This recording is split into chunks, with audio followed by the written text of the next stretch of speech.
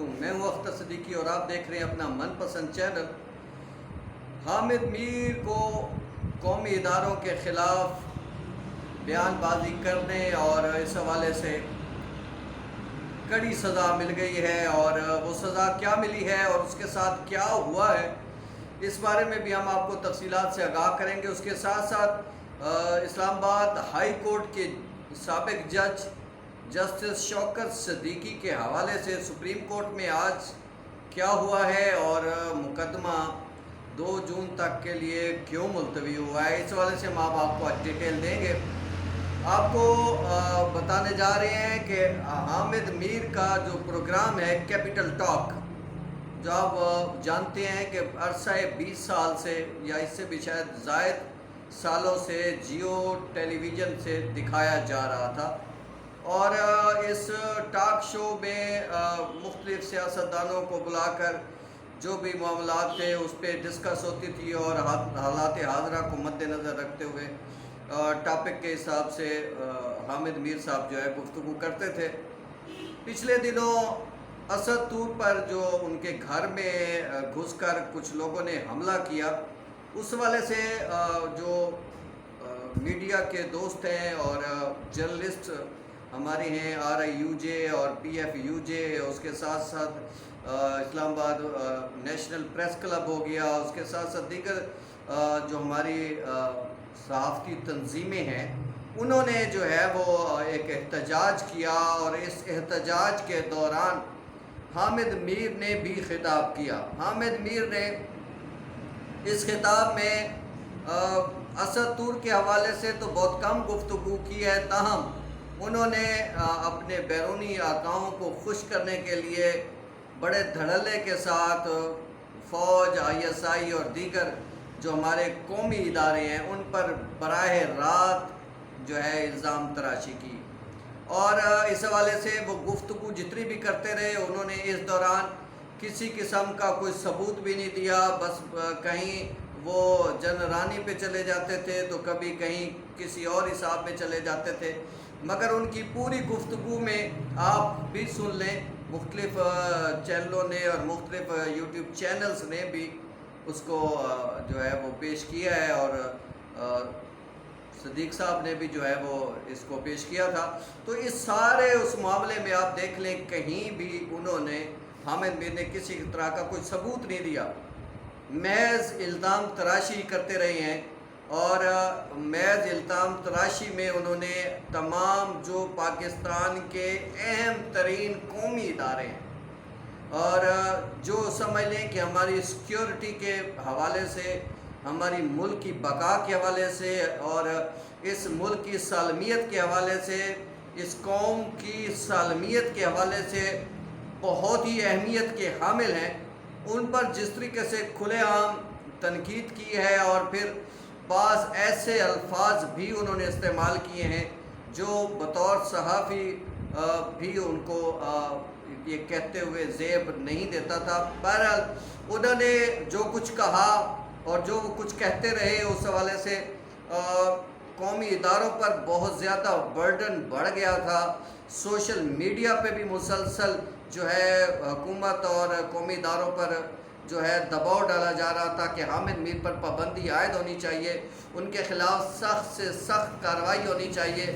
انہوں نے قومی اداروں کو تنقید کا نشانہ اس انداز سے بنایا ہے کہ جس سے اس نے کوشش کی ہے کہ بھارت اور ہمارے دشمن ممالک کو خوش کرنے کے حوالے سے انہوں نے بھارت کو جو ہے پاکستان سے بہتر قرار دینے کی کوشش کی ہے۔ اس کے ساتھ ساتھ انہوں نے جس لب و لہجے میں گفتگو کی ہے، وہ لب و لہجہ بھی جو ہے وہ قابل قبول نہ تھا۔ یہ سارا سلسلہ چلتا رہا، اور تقریباً شاید 48 گھنٹے یا اس سے بھی زائد جب وقت گزرا، تو اب جا کے اس کے جو پروگرام ہے جیو پہ چلنے والا کیپٹل ٹاک شو جو ہے، وہ کیپٹل اس حوالے سے جو حامد میر کا پروگرام ہے اس پہ پابندی عائد کر دی گئی۔ نہ صرف اس پہ پابندی عائد کی گئی ہے، بلکہ حامد میر کو کسی بھی پروگرام میں مدعو کرنے یا اس حوالے سے ان سے گفتگو کرنے یا ان کی کوئی گفتگو جو ہے وہ ٹیلی کاسٹ کرنے براہ راست یا انڈائریکٹ، وہ اس کو جو ہے وہ روک دیا گیا ہے اور اس حوالے سے پابندی عائد کر دی گئی ہے، اور یہ بہت خوش آئند اقدام ہے۔ بے شک اس کو صحافتی تنظیمیں جو ہے وہ میڈیا پر قدغن لگانے کے مترادف ضرور قرار دے رہی ہیں، اور اس حوالے سے خیر ہر کسی کی اپنی رائے ہو سکتی ہے، اس حوالے سے ہر کسی کو اپنا حق حاصل ہے، اختلاف رائے بھی کر سکتا ہے، اور میں بہرحال اس حوالے سے اختلاف ضرور رکھتا ہوں کہ جس طریقے سے حامد میر نے گفتگو کی ہے اور جس طریقے سے انہوں نے قومی اداروں کے خلاف گفتگو کی ہے، بعض اور صحافی بھی ہیں وہ بھی اسی لب و لہجے کے ساتھ گفتگو کرتے رہتے ہیں، اور انہیں بھی جو ہے وہ اس حوالے سے احتیاط کرنی چاہیے۔ یہ ملک ہمارا ہے، یہ ادارے ہمارے ہیں، اگر یہ ادارے ہیں تو ہم ہیں، یہ ملک ہے تو ہم ہیں، اور اگر ہم ان اداروں کو ہی اگر ہم جو ہے براہ راست نشانہ بنائیں گے تو پھر دشمن کے لیے ہم آسانیاں پیدا کریں گے۔ اس طرح کے کام نہیں کرنے چاہیے۔ بہرحال حامد میر پر پابندی لگ گئی ہے، اور وہ کب تک رہتی ہے یہ تو ابھی قومی ادارے خود ہی وہ کریں گے، حکومت خود ہی بتائے گی۔ تاہم اس وقت جو ہے وہ ان کا 20 سال سے شاید زائد عرصے سے چلنے والا کیپٹل ٹاک شو جو ہے وہ بند کر دیا گیا ہے۔ اس کے ساتھ ساتھ وہ دیگر شو بھی نہیں کر سکیں گے، کہیں بھی وہ اس طرح کے پروگرام میں حصہ بھی نہیں لے سکیں گے، اور یہ دیر آیت درست آیت کے مصداق بہرحال ان کے خلاف یہ ہو گیا ہے۔ اس کے ساتھ ساتھ آج جسٹس شوکت صدیقی کے جو برخاستگی ہے ملازمت سے بطور جج سپریم جوڈیشل کونسل نے جو ان کو الگ کیا تھا، اس حوالے سے انہوں نے جو اس فیصلے کو چیلنج کر رکھا ہے اس کی آج سماعت ہوئی ہے، اور جسٹس عمر عطا بندیال کی سربراہی میں بینچ نے سماعت کی ہے۔ حامد خان بطور وکیل جو ہے شوکت صدیقی کے پیش ہوئے ہیں، اور انہوں نے کہا ہے کہ ان کے خلاف جو ہے بغیر ثبوت کے جو ہے وہ کارروائی کی گئی ہے، انہوں نے کوئی عام لوگوں کے سامنے بات نہیں کی تھی، اور شوکت صدیقی نے وکلا برادری سے بات کی تھی، اور وکلا برادری ایک لیگل جو ہے وہ برادری ہے، اور اس کے خلاف کوئی بھی اظہار کیا جا سکتا ہے، اور یہ وہ قانونی اور اپنی پیچیدگیوں کے حوالے سے بتا رہے تھے کہ انہیں عدالت میں کیا مشکلات ہیں اور کہاں کہاں سے کیا کیا کچھ اپروچ ہوتا ہے۔ انہوں نے کہا کہ یہ اس حوالے سے ان کو سنے بغیر فیصلہ دیا گیا اور انصاف نہیں کیا گیا، اور ان کی خدمات کو بھی نہیں دیکھا گیا۔ انہوں نے ہمیشہ آئین اور قانون کی بالادستی کے لیے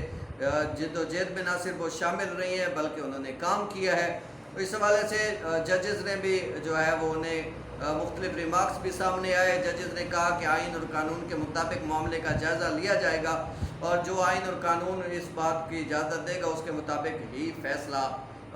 سامنے لایا جائے گا۔ اس کے ساتھ ساتھ انہوں نے یہ